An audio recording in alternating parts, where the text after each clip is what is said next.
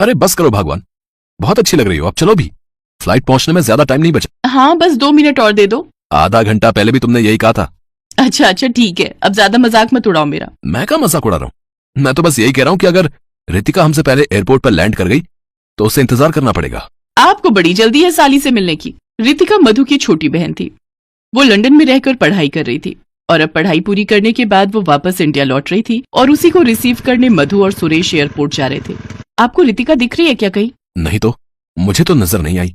तुम एक काम करो, तुम उधर देखो और मैं इस तरफ देखता हूँ। ठीक है। मधु और उसका पति सुरेश रितिका का एयरपोर्ट पर इंतजार कर रहे थे। तभी वहां बड़े ही मॉडर्न कपड़ों में और महंगे गॉगल्स लगाए एक लड़की ने मधु के कंधे पर हाथ रखा। हेलो जी बताइए। व्हाट बताइए? मैं मैं रितिका हूँ दीदी। अरे रितु तू है? तू तो बिल्कुल ही बदल गई, इसीलिए मैं तुझे पहचान नहीं पाई। अब बाल भी छोटे करा लिए तूने। हाँ दीदी, लंदन में सब ऐसे ही रहते हैं। बाय द वे जीजू कहाँ है? वो रहे, तुझे ही ढूंढ रहे हैं। मोटरसाइकिल पर 3 लोग तो आ नहीं पाएंगे और रितिका के पास सामान भी है। तो मैं तुम लोगों को टेम्पो से घर भेज दे। ओह माय गॉड दीदी, कितनी गर्मी है इस टेम्पो में। आप लोगों ने अभी तक कार क्यों नहीं खरीदी? कार कार की कभी जरूरत ही नहीं महसूस हुई हमें तो। हमारे लिए तो हमारी मोटरसाइकिल ही बहुत है। हम दोनों उसमें आराम से कहीं भी चले जाते हैं। ओके, तो कम से कम टैक्सी ही कर लेते हैं अभी। अरे नहीं, सिर्फ 20 मिनट का ही तो रास्ता है घर का, और तुझे पता है टैक्सी वाला इतने से रास्ते के बिना 500 से कम तो नहीं लेता, जबकि ऑटो वाले भैया सिर्फ 200 में छोड़ देते। हाँ तो छोड़ेंगे ही ना, आखिर ये चला भी तो टेम्पो रहे। इसमें टैक्सी जैसा आराम का है ना, तो एसी है और ना ही इसकी सीट्स कंफर्टेबल है। मैं तो परेशान हूँ। रितिका की बातों से मधु को बुरा तो लगा, पर उसने बात को जानी थी। लेकिन मन ही मन को सोचने लगी कि लंदन जाकर रितिका कितनी नखरीली और खर्चीली हो गई। उधर रितिका ये सोचने लगी कि वो कहाँ फंसी है, इससे अच्छी तो वो लंदन में ही थी। फिर घर पहुंचते ही सुरेश एक कंपनी में अकाउंटेंट था। उसकी तनख्वाह बहुत अच्छी नहीं थी, बस वो किसी तरह से अपना परिवार चला रहा था। अरे जीजू, आप तो हमसे पहले ही पहुंच गए। और नहीं तो क्या, यही तो फायदा है अपनी बाइक का। पेट्रोल भी कम लगता है और जाम में भी नहीं फंसती। अच्छा, बट जीजू आप चाहे कुछ भी कहो, ये बाइक कार की बराबरी कभी नहीं कर सकती। अब छोड़िए ये सब। अब दीदी चलो जल्दी से अंदर चलकर एसी ऑन कर दो, गर्मी के मारे मेरा तो बुरा हाल है। हमारे घर में एसी नहीं है रितिका, कूलर है, बहुत ठंडी हवा देता है। तू चल, मैं अभी ऑन करती हूँ। हाँ तुम देखना रितिका, 5 मिनट में अपना कूलर पूरा कमरे को कश्मीर बना देगा। मधु और सुरेश के पास जो भी था वो उससे बहुत खुश थे, लेकिन रितिका तो लंदन की लाइफ जी कर आई थी, जहां पहले अपने पिता और अब सुरेश के भेजे हुए पैसों से बड़े ठाठ से रही थी। लेकिन अब उसे रितिका और सुरेश के हिसाब से उनके घर में रहना था, जो उसके लिए एक बड़ी चुनौती था। रितिका कहाँ है तू? हाँ दीदी मैं यहाँ हूँ। चल जल्दी से तैयार हो जा, तेरे जीजू का फोन आया था। वो ना आज ऑफिस से जल्दी निकल रहे हैं, तो कह रहे थे कि तेरे आने की खुशी में आज हम पार्टी करेंगे। अरे वाह, ये हुई ना बात, खुश कर दिया जीजू ने आज। अब मैं बस अभी तैयार होकर आती हूँ।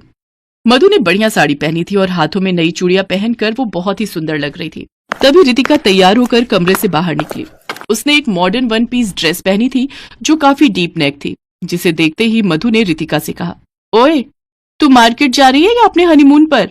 क्यों, आपको ये ड्रेस अच्छी नहीं लग रही क्या? अच्छी है, पर ये पहनकर अगर तू मार्केट जाएगी तो पूरी दुनिया बस तुझे ही देखती रह जाएगी। यहाँ का माहौल अलग है रितु, अब पड़ोसी क्या कहेंगे तुझे ऐसे देखकर? क्यों, आप लोगों के यहाँ ऐसी ड्रेस नहीं पहनते क्या? नहीं रितु, ना तो हम कोई फिल्म स्टार है और ना ही ये लंदन है, यहाँ ऐसे कपड़े पहनना ठीक नहीं। और दूसरी बात ये, किसे पहनकर तू मोटरसाइकिल पर कैसे बैठेगी? क्या, हम मोटरसाइकिल पर जाएंगे? अब टैक्सी नहीं करेंगे? पागल है क्या, यही तो जाना है बस 3 किलोमीटर, तीनों आ जाएंगे आराम से। न तू मोटी है और ना ही मैं, बाइक पर आराम से आ जाएंगे। रितिका समझ गई थी कि मधु उससे बिल्कुल अलग जिंदगी जी रही है, पर रितिका को लग्जरी लाइफ की आदत हो चुकी थी, इसीलिए वो दुखी रहने लगी। फिर उसी शाम, रितिका, मधु कहाँ हो? इधर आओ जल्दी। हाँ जीजू बताइए क्या हुआ? ये देखो मैं क्या लाया हूँ। यही सब खाती होगी ना तुम लंदन में? अरे वाह, पिज्जा। दीदी इधर आओ, देखो तो जीजू पिज्जा लाए हैं। तीनों ने मिलकर पिज्जा खाया। लंदन में तो रितिका पिज्जा खाती रहती थी, लेकिन मधु और सुरेश ने तो पहली बार पिज्जा खाया था। उस दिन रितिका बहुत खुश थी। फिर रात के वक्त, सुनो जी कितने का आया था वो पिज्जा? अरे तुम फिक्र क्यों करती हो, ज्यादा महंगा नहीं था, बस 700 का था। अरे बताओ, इतने में तो हम दोनों 10 बार चाट पकौड़ी खा लेते। अच्छा सुनो ना, तुमसे एक बात करनी थी। वो क्या है कि ईयर एंड चल रहा है, तो कल से मैं थोड़ा लेट हो जाऊंगा। अच्छा, पर कितना लेट? अब रात ही हो जाया करेगी, 11 या 12 तो बज ही जाएंगे। हे भगवान, सुबह 9 बजे से लेकर रात के 12 बजे तक आप तो थक जाओगे। अब आप मना कर दो। नहीं कर सकता मधु, तुम तो जानती हो कि नई नौकरी मिलना कितना मुश्किल है, और अगर मना कर दिया तो क्या पता मुझे निकाल कर किसी और को रख ले। चलो अब सो जाओ, सुबह जल्दी जाना है।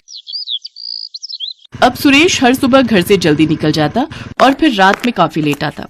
वो बुरी तरह से थक जाता। मधु उसकी हालत देखकर परेशान रहने लगी, लेकिन वो कुछ नहीं कर सकती थी। फिर एक सुबह, दीदी एक बात कहनी थी। हाँ बता ना।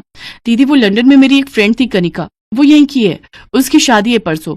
यहाँ के सबसे बड़े होटल में है शादी की पार्टी, उस मुझे भी इनवाइट किया है। हाँ तो चली जाना, इसमें इतना सोचने वाली क्या बात है। वो दीदी एक्चुअली शादी में जाने के लिए मेरे पास कोई अच्छी ड्रेस नहीं है। अरे पर तेरे पास तो इतने सारे कपड़े हैं, उनमें से कुछ पहन लेना। क्या दीदी, वो सब मैं कई बार पहन चुकी हूँ, आप समझ नहीं रही हो। मुझे एक नई और बढ़िया ड्रेस चाहिए। पर रितु। मधु क्या हो गया? उसका मन है तो लेने दो ना। जाओ शाम को जाकर दिला लाओ उसे, जो उसे चाहिए मैं तुम्हें पैसे दे दूंगा। ओह जीजू, you are so great, thank you so much. Ritika बहुत खुश थी, लेकिन उसके जाते ही, ये लो मधु, ये 5,000 रुपए रखो, और रितु जो ड्रेस कहे उसे दिला देना, ठीक है? सुरेश ने रितिका को पैसे दिए और वो ऑफिस चला गया। मधु को रितिका पर बहुत गुस्सा आ रहा था, लेकिन उसने उस वक्त रितिका को कुछ नहीं कहा। फिर 2 दिनों के बाद, अरे जल्दी करो तुम दोनों, लेट नहीं हो रही हो क्या? लो जी आ गए हम। जीजू इतने अच्छे कपड़े पहनकर हम बाइक से जाएंगे क्या? हाँ बाइक से ही जाएंगे, चल जल्दी से बैठ। सुरेश दोनों को अपनी बाइक पर बिठाकर चल दिया। तभी रितिका ने कहा, बस जीजू यहीं उतार दो आप।